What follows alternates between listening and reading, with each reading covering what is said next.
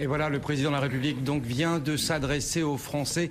Pas de grosse surprise, Dominique Régnier attendue. En revanche, une confirmation, le président de la République ne briguera pas donc de troisième mandat. Oui, c'était pas un discours pour surprendre, je crois, parce qu'on savait qu'il n'était pas candidat. Enfin, ça avait d'ailleurs un petit peu piloté, je dirais, l'information par l'Élysée, j'imagine.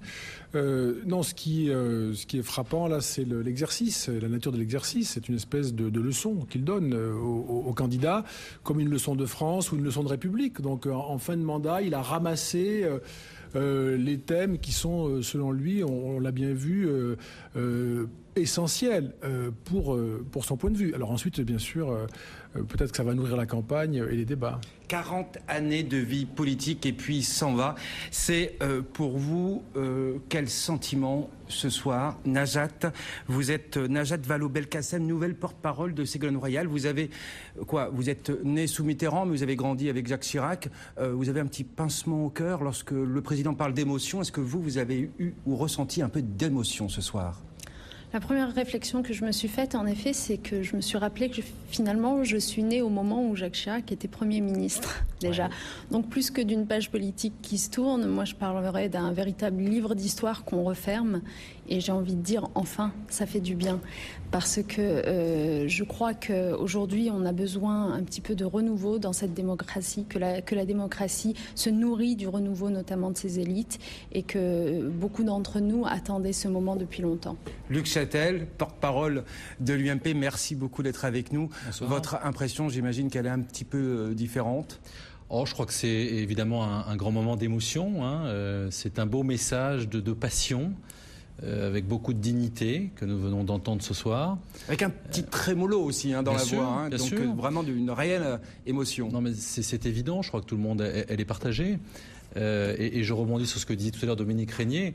Ce sera indéniablement un moment historique compte tenu à la fois du parcours que Jacques Chirac que vous avez évoqué, c'est plus de 40 années d'engagement politique, 2 fois Premier ministre, 12 ans Président de la République, un parcours inégalable sur la durée, indéniablement.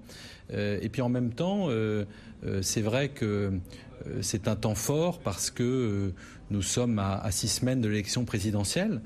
Donc on sait bien que d'une manière ou d'une autre, cela aura un impact sur la suite de la campagne présidentielle. Il y a Najat, porte-parole de Ségolène Royal, Najat Vallaud-Belkacem, vous êtes avec nous ce soir pour commenter ce départ du président de la République. Dans le portrait que vient de dresser Valérie Astruc, qu'est-ce que vous prenez, qu'est-ce que vous rejetez? Par exemple, la responsabilité de l'État français pendant l'occupation, c'est quelque chose que vous actez ou pas? Je reconnais en effet que certaines des prises de position de Jacques Chirac ont été de bonnes prises de position et qu'on peut aujourd'hui en être tous heureux, à gauche comme à droite. J'aurais cité en effet ce travail de responsabilité de l'État français par rapport à sa mémoire. J'aurais cité également le refus de la guerre en Irak, évidemment. Mais je crois qu'à côté de cela... Si vous voulez, pour moi, un bon président de la République ne peut pas être uniquement un super ministre des Affaires étrangères. Et je crois que tout ce qui a fait sa politique intérieure est là pour contrebalancer, malheureusement, ce bon bilan sur la politique extérieure. Et son discours tout à l'heure m'a donné l'impression que finalement, il quittait ce quinquennat de la même façon qu'il y était arrivé, c'est-à-dire avec des illusions et des formules incantatoires. Luc Châtel, Jacques Chirac, c'est l'homme aussi de la fracture sociale. Il a reconnu lui-même du travail, du boulot qui avait été fait par ses gouvernements, mais que le résultat n'était pas finalement aussi important en tout cas. Oui, il reconnaît quand même. Je crois qu'il a eu des propos très justes et très responsables. C'est-à-dire qu'à la fois, il a rappelé les résultats qui ont été enregistrés au cours de ce quinquennat.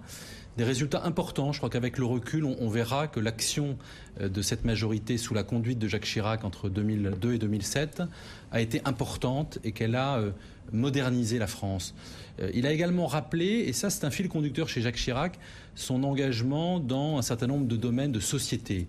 Vous souvenez-vous, en 2002, on l'attend sur la sécurité, sur l'économie, sur le chômage, qui sont les thèmes de la campagne.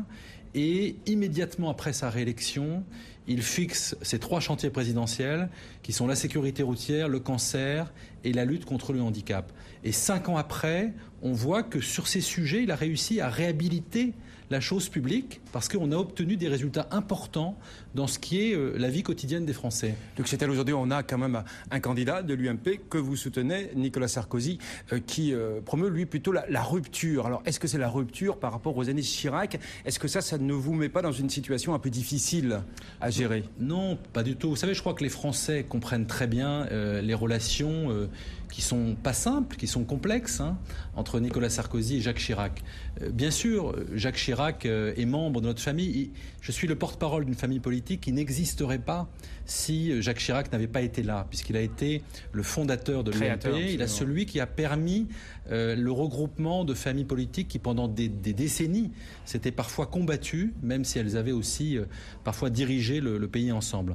En même temps, on voit bien donc que Nicolas Sarkozy, il a été le ministre de Jacques Chirac, il a travaillé à ses côtés. Et puis on sait très bien, si vous demandez aux Français, que Nicolas Sarkozy, sur un certain nombre de points, a été en désaccord avec Jacques Chirac. Et que si vous interrogez les Français, bah oui, Nicolas Sarkozy et Jacques Chirac, c'est pas pareil, c'est évident. Dominique Régnier, le fait qu'on ait l'impression de vivre un moment historique ce soir, c'est parce que c'est un peu la fin de, excusez-moi l'expression, mais des dinosaures de la politique française aujourd'hui.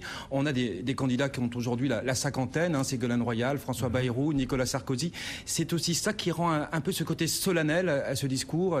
C'est une page qui se tourne.